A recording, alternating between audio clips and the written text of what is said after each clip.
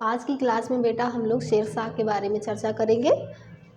जैसा कि हम जानते हैं कि हुमायूं के निर्वासन काल में 1540 के बिलग्राम के युद्ध के बाद हमने देखा था कि हुमायूं जो है वो उनको देश से दिल्ली की सत्ता छोड़कर भागना पड़ा था और उस जगह पर सूरवंश की स्थापना हुई थी। ठीक है, तो ये जो सूरवंश है और इसकी स्थापना किसने करी थी? शेरशाह ने। ये भारत में स्थापित होने वाला दूसरा अफगान साम्राज्य था। ठीक है, अब जब दूसरा अफगान साम्राज्य है तो पहला कौन सा था? पहला अफगान साम्राज्य जो था बेटा वो लोदी वंश के अंतर्गत था। जब हमने दिल्ली सल्तनत में लोदी वंश को पढ़ा था तो वो पहला अफगान साम्राज्य था। तो दूसरा सूरवंश हो गया शेरशाह सूरी के अंतर्गत। ठीक है, तो जरा सा देख लेते हैं शेरशाह कौन था। इसके बचपन का नाम बेटा फरीद था। ठीक है, इसके जन्म के वर्ष के बारे में जो है वो विवाद का विषय है, अर्थात कहा जा सकता है कि जन्म के विषय में कोई सटीक जानकारी प्राप्त है नहीं। ठीक है, इनके पिता का नाम जो था हसन, जो कि सासाराम के जागीरदार थे। सासाराम और खवासपुर वगैरह बिहार में वहाँ के जागीरदार थे। ठीक है, और फरीद का जो बचपन था वो बड़ा ही संघर्षपूर्ण रहा था। क्यों? क्योंकि इनकी सौतेली माताओं के चलते इनके साथ अच्छा व्यवहार नहीं हुआ था। ठीक है, इसके बाद फरीद ने जो है वो दक्षिणी बिहार के सूबेदार,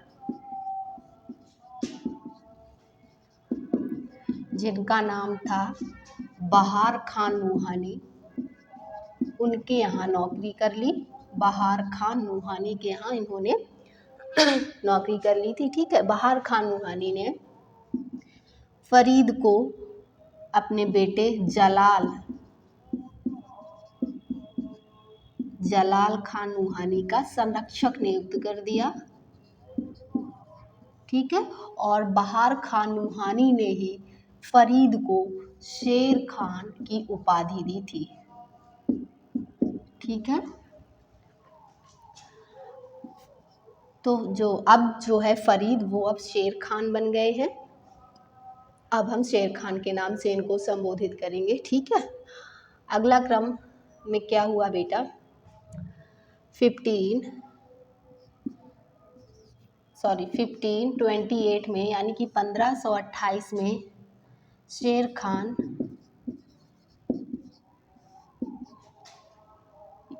चंदेरी के युद्ध में, जो चंदेरी का युद्ध हुआ था उसमें, चंदेरी का युद्ध हुआ था बाबर और महमूद लोदी के बीच में।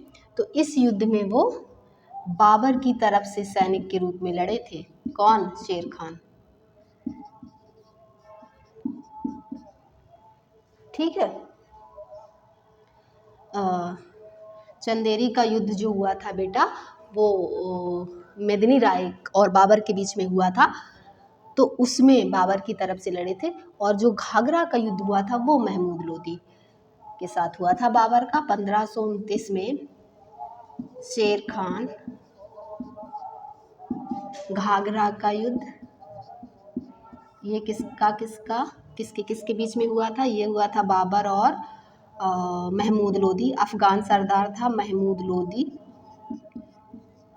ठीक है, तो अब की बार ये लड़ा था बाबर के विरुद्ध महमूद लोदी की तरफ से, अफगान सरदार। ठीक, अगला जो है बेटा 1530 में शेर खान ने क्या किया? चुनार का जो है बेटा बहुत ही महत्व था। चुनार का किला, जिसके बारे में हमने हुमायूं की क्लास में थोड़ा सा डिस्कस किया था।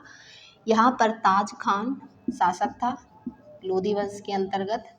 तो ताज खान जो है इनकी मृत्यु के बाद इनकी जो विधवा थी लाड मलिका, उससे शेर खान ने विवाह कर लिया और चुनार के किले का शासक बन बैठा। ठीक है, 1530 में।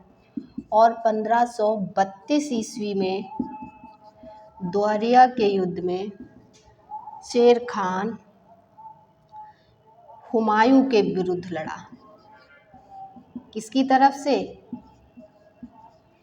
फिर से अफगान सरदार महमूद लोदी।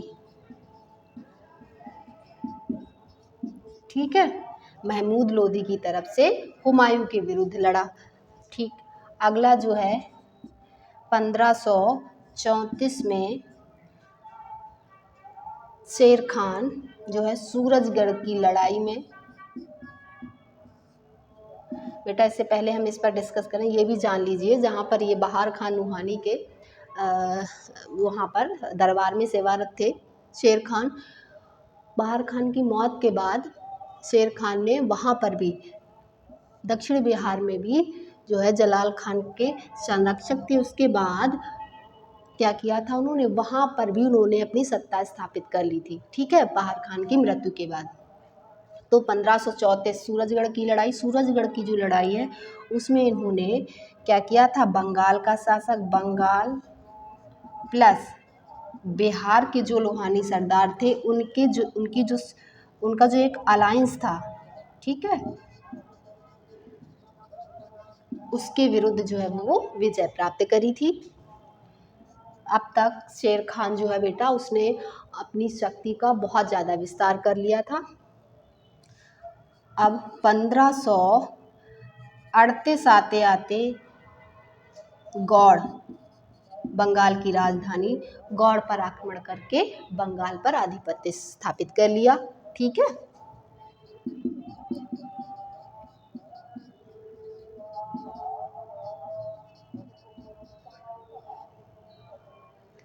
अगला जो है 1539 में अब शेर खान जो है बेटा, अभी तक शेर खान और हुमायूं के बीच में आमने सामने कभी टकराव हुआ नहीं, शेर खान बच जाता था। ठीक है, हुमायूं के सामने नहीं आया, लेकिन 1539 तक उसको ये लगने लगा था कि अब उसने पर्याप्त शक्ति का विस्तार कर लिया है, उसके पास धन भी बहुत है, बंगाल विजय के उपरांत उसे बहुत सारा धन भी प्राप्त हुआ था। तो शेर खान अब 1539 में चौसा के युद्ध में हुमायूं, चौसा के युद्ध में उसने क्या किया, हुमायूं को हरा दिया।